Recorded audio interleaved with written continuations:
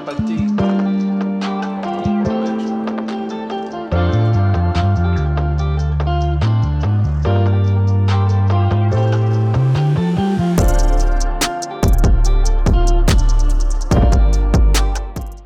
What's going on, Two Fly Gang? What's going on, world? Hey, how you doing? Hey, man, I got a special guest today, man. Can you start with your name? Michael J. Bokosh. Okay, where you from? From California. California. You right by me, man. I'm from Nevada, man. Las Vegas, man. That's what's up, man. All right. I wanted to get you on here, man, because, we had some talks at Rumbles or whatever, and, we really, man, was just vibing, man, and, I liked your conversation, man. You're very intelligent. The first question is, what brought you to the Dominican Republic? Okay, I've always heard about the Dominican Republic, okay, when I would connect with people from the East Coast. Right. Because we don't have a whole lot of Dominicans in California. Primarily, the Latinos are Mexican and a little bit of Puerto Rican, et cetera, okay? So, but I would always bypass that and go to Brazil, all right? But when the pandemic hit, I was working for LA County, right. And so it just stopped. So I was like, I'm not going to stay here during all this, this lockdown or what have you. Right. I got a passport, so I went and started traveling, and eventually I made my way to the Dominican Republic for the first time. Oh man, that's what's up, man. I mean, this is a beautiful place, I mean, it changed my life, man, forever. My first time coming out here last year, I stayed all month, man, and that was the first time in my life I was really just stress-free. The next question I want to ask you is, can you really find love in, the Dominican Republic, in particular, Sosua? Because, I mean, we hear that a lot, man. I mean, I asked my OG, man, the same question on another interview, and I wanted to ask this again, just getting different perspectives on it. So, what's your feelings on that? Well, I have not. Okay. But I've come across different ones, just shopping and what have you, and I met different brothers. Hey, how you doing? This, that, and the other. And they're actually shopping with their Dominican wife, Dominican girlfriend, live-in girlfriend. Okay. And there's different guys, that are out there that talk about the children that they have and taken care of here with women. So it does happen, but hey. Sosua is not the place that anyone probably would suggest, because primarily they come here to make that money and they on that paper chase. I'm speaking of the Dominicanos. Right. Okay. All right. That's a reasonable question. I mean, reasonable answer. All right. The next question is, what do you do for work? How do you sustain yourself here? Okay. I just recently, like I mentioned, I worked for LA County, but I was doing contract work. Okay. All right. Prior to that, I worked in the oil refinery or the energy industry. Okay. And the training. So I have a, 401k. I have my retirement or what have you. Okay. And then occasionally I would do contract work online. Okay. So that's how I do it. Okay. So, I mean, how long have you been here? I mean, because I know you live here now. So, how long have you actually been in this country? You know what? I've been here 4 months. 4 months. Right? Okay. Now, I'm not claiming to live because I'm still trying to make my way back to Brazil. Okay. Right? Oh yeah, I want to go there too. Yeah. So I've just been extending my visit because I'm not ready to go back to the mess that the state legislators in California made California with the homelessness and the high number of so-called black people in the streets and a large number of black women, Okay. So I'm just not ready to go deal with that because they're, they're everywhere and they haven't addressed it properly. So I've just been enjoying it here because life is so much more relaxed, so much more easier, and beautiful women too, man. Yeah, that man, you never lied about that one, man. Okay, what's your opinion on the traveler, the weekend warrior, and the expat? What is like the differences, Okay. Well, everyone's going to have a different perspective. So, just in my experience, the expat is kind of established. All right. So they kind of had you got different classifications. There's always levels to it, right? So you got those that have made plans to buy property, be it a business or a home or what have you, or a condo, and they've selected the Dominican Republic.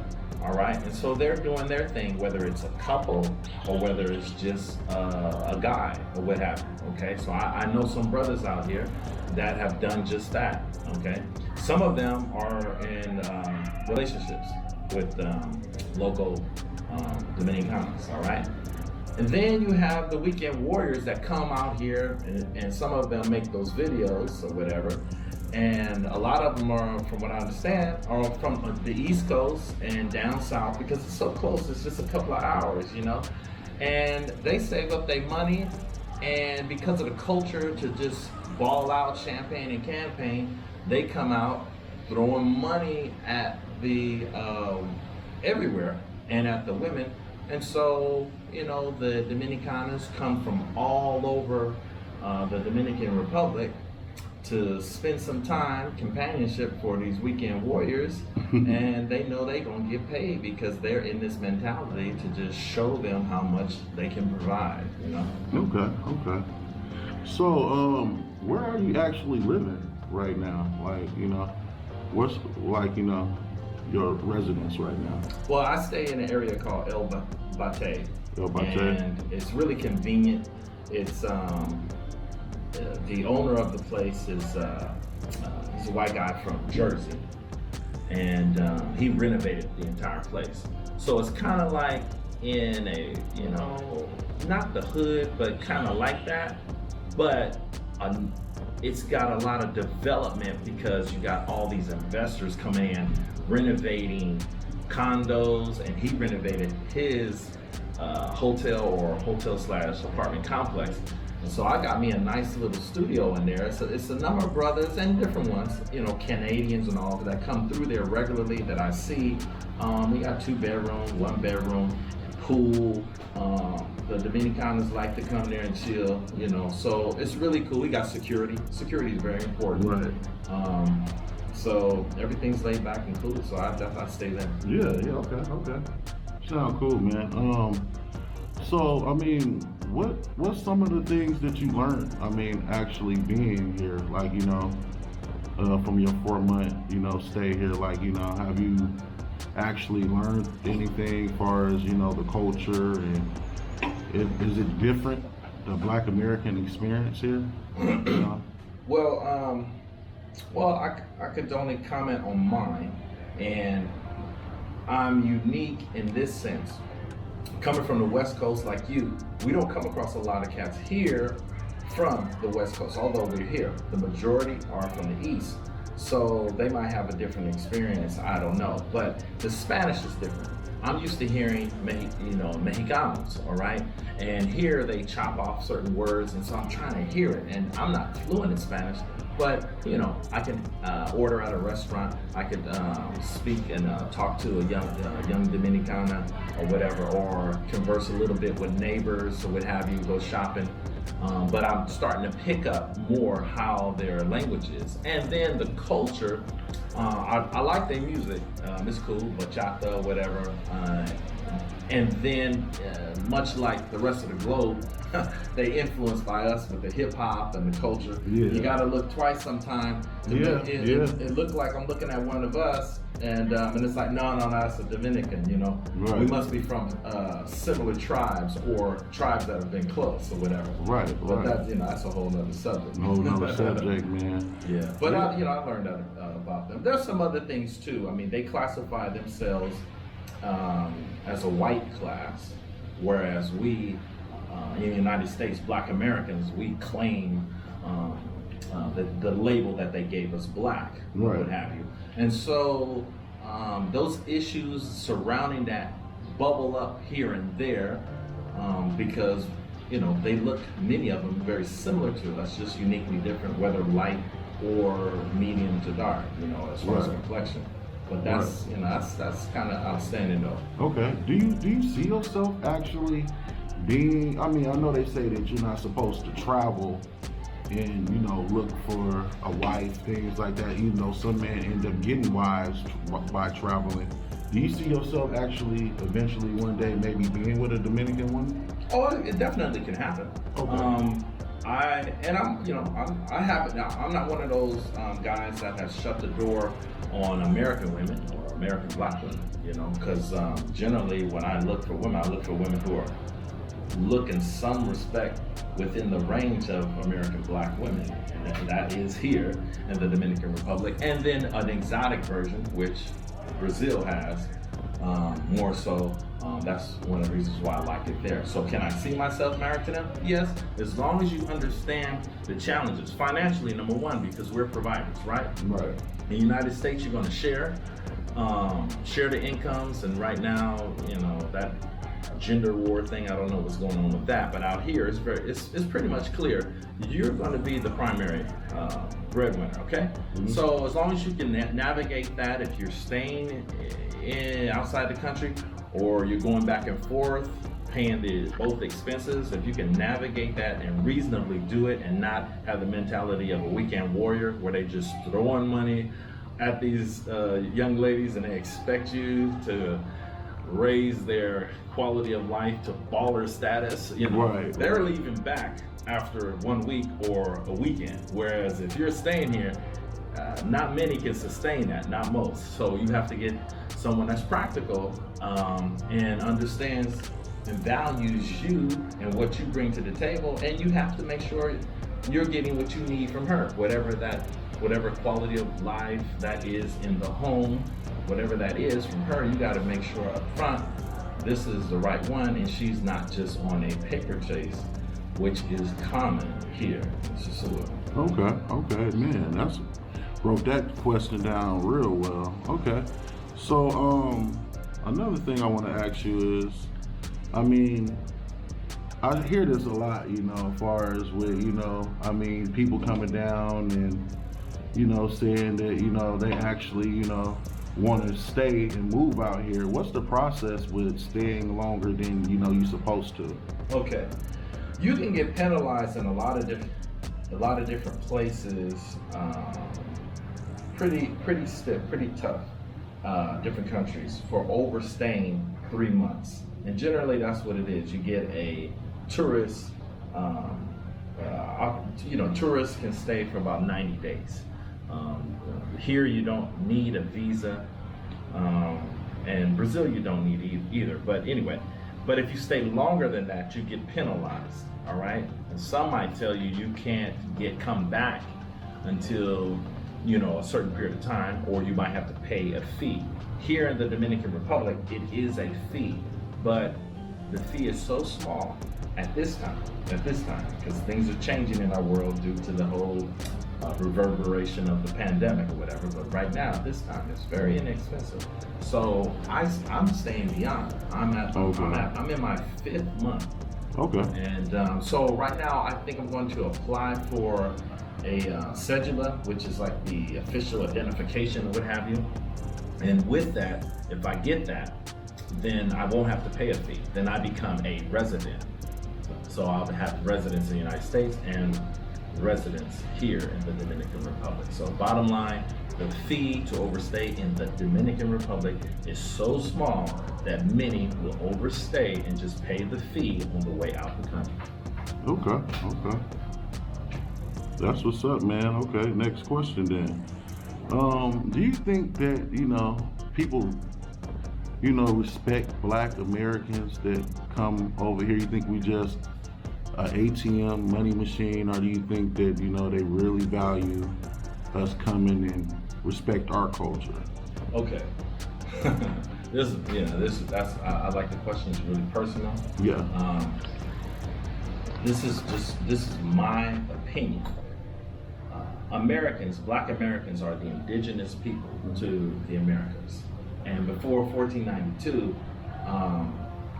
we owned everything, although we didn't claim it as owned. We were the people. Even after that, we built up the nation, the United States, starting with the 13 colonies. we still own a significant number of the banks. We had our own self-reliant economic self-reliant communities, from Seneca Village, which is now Central Park in New York, to which everyone knows is Black Wall Street in Oklahoma, and then also Durham, North Carolina, to California, Belmar, Santa Monica, to Bruce Beach, the family, Bruce family, just getting that, I think millions back because that was stolen from them. So we have built this great nation, and the entire world loves the commercial piece. They love the standard that the United States set in terms of being a beacon for justice outside the borders. Damn. But and they neglect our community. So when we go to other places, I get two responses. One of the two. They either love us and admire us, or they hate and are jealous. That exists here in the Dominican Republic too. Okay, man, that was a beautiful, beautiful answer. Okay, so this is the next question. This kind of question that I want to know.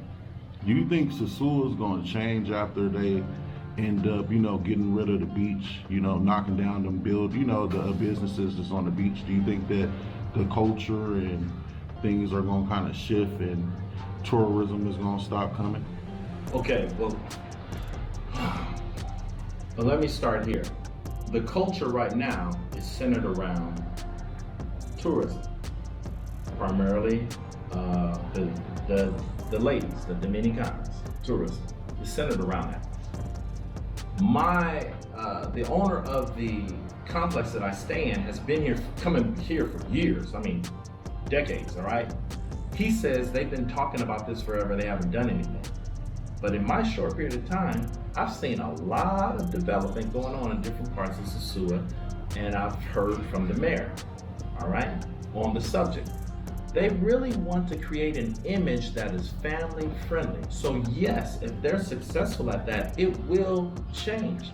But they have to recognize that's not what's drawing all the people here. What's drawing all the people here is the beautiful beaches.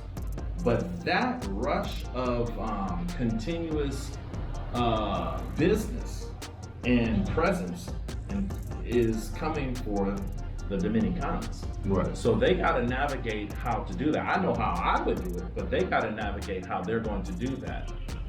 And one of the issues that I hear them doing is they want to cut out the current businesses of the future plans. That's a little shady. Yeah. Yeah. Man, I mean, I had to ask that question because, a lot of people, they kind of panicking, some of the owners on the beach. I did an interview with one of them, he's an American expat. He had a barbecue spot on the beach, so he ended up, shutting down his business. So, I know that's how a lot of these locals, make a living out here, the beach and, doing their thing, whether they have businesses or they hustling or whatever. But, yeah, I had to ask that question. On to something else, another topic. What's your favorite place to, go to as far as to have drinks? What's your favorite bar? Here? Yeah. I don't drink a whole lot, but I like to go out and hang and absorb some of the energy in the atmosphere. All right. So there's a few places. Bailey's, a restaurant, that's one. And then I watched the fight last night over at King's, which used to be called Rumblers. Yeah. Okay. And I only know that because I be talking to the OGs when they come through. I'm always trying to get schooled on Yeah, me too. what it used to be like. Yeah, me too, man. So, how long do you see yourself staying here? I was supposed to be gone. I was just joking with the guys over there. I was supposed to be gone like 2 months ago. At least my initial plans in terms of was my initial plans. Right. But I keep staying because I'm like, how can I be a part of, I be thinking, how can I be a part of the change that they're talking about? In terms of business. Right. Yeah. And And I've talked to different brothers. I know brothers that own property, and own businesses here. So that's one of the things I've been considering while I've been here. Plus, I have a YouTube channel. Okay. You want me to go ahead and say? Oh yeah, man, yeah. California-Khyan Beyond. Okay. Basically, I got the name Khyan from Joseph's son, a pharaoh, son of Jacob. That's in the Grand Canyon. If you look up Grand Canyon in Egypt, you'll see that. And so I kind of got that from there, and from California. And so I say beyond. I just cover my life, and certain things regarding our indigenous history and indigenous history throughout the Americas and my travels, thereof or whatever. Okay. Yeah, I had to ask that question because I'm actually thinking about buying property and eventually, one day at least being able to stay over here at least 6 months out the year, 4 months out the year because, I ain't gonna lie, I love this place, it's not just because it's Sosua and the women and stuff. I just love, the atmosphere, being able to go to the ocean and, hang out with good brothers like you and learn and, just network. The network is really important, especially for us as, Black Americans, traveling abroad. So, okay. That's been my experience too. Within the hotel, there's a lot of guys. They come in different ways. Now, just the last wave was a few military guys, so it's a different mode, and they kind of connect a certain way. So hanging out with them, people watch one another's back, this, that, and the other. They kind of move like it's kind of the trip how they move. And others, they more business minded, this, that, and the other. So they always talking about how that we're gonna do this, how we're gonna do this. This is what I'm doing. So it's all these different vibes. So it's cool to see all these brothers from different parts of the country doing these positive things and business-wise or whatever. Black Men's Travel came through. Philly Dom, came through. I'm up here dropping names, but I didn't know I was gonna meet these people. They just happened to be there. It's like, oh, okay, and you get to talking business. Of course, we talk about the enjoyment here, but when they got here, they said it was relative paradise. Right. The Western powers, what have you, they're the ones that drained it of its resources and locked so many people into poverty and reduced the quality of living. But you read some of the European journalists, they're writing. They said that the people were in perfect form, and it must be due to the fruit and vegetables that are available. They said it was relative paradise. These people are living in relative paradise. Okay. And they just thought, hey, let's ruin it. Yeah. And that's what they've done on some level, but it's still beautiful. Yeah, it's still beautiful, man. Okay. So, do you have an Instagram? You know what? I got to create another Instagram. Right now, it's Thelonious Mike. Thelonious Mike. So, and then my Rumble presence is similar to YouTube, but a lot of conservatives use it, and I thought it would be interesting to interject our energy, our history, our perspectives, and create some dialogue on that end. Rumble, I'm Gypsy Pharaoh. Over there.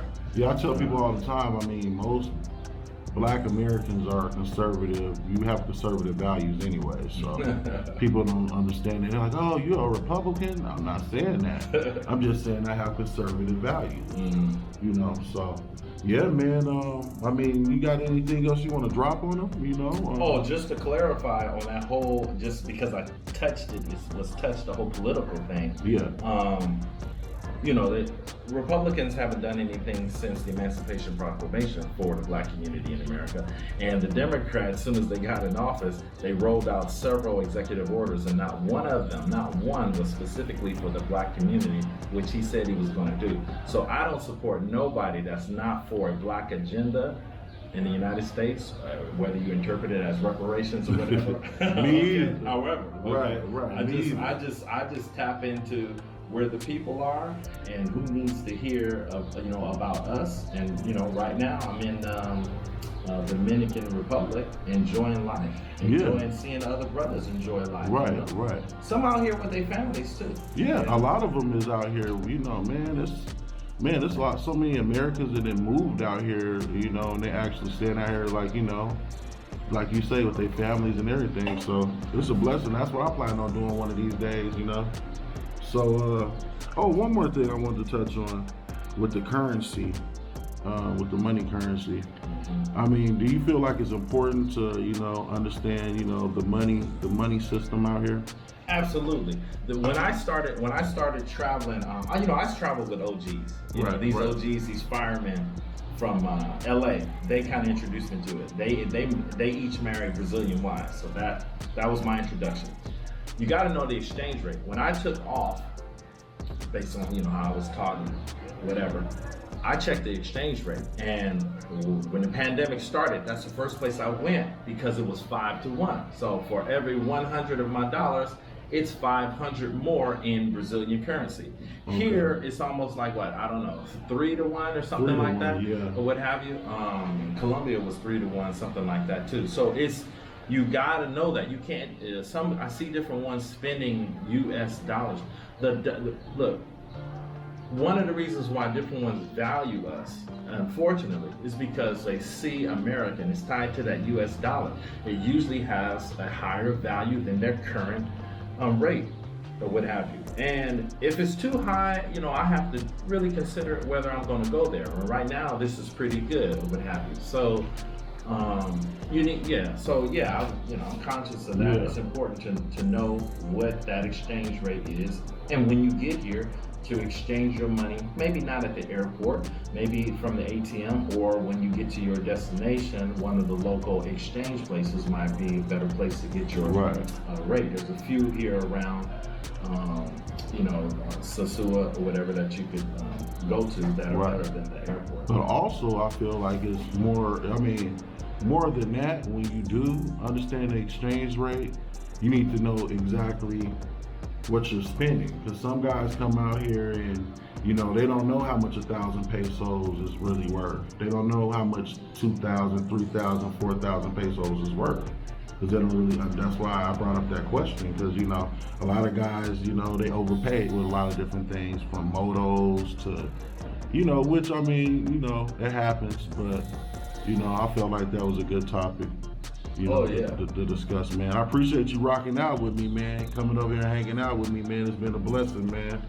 Appreciate you. Hey, man, y'all go like, comment, subscribe to my boy channel, his YouTube channel, man. Drop your YouTube one more time. Okay, YouTube is California-Khyan and Beyond. Khyan is K-Y-A-N. And then my presence on Rumble is Gypsy Pharaoh.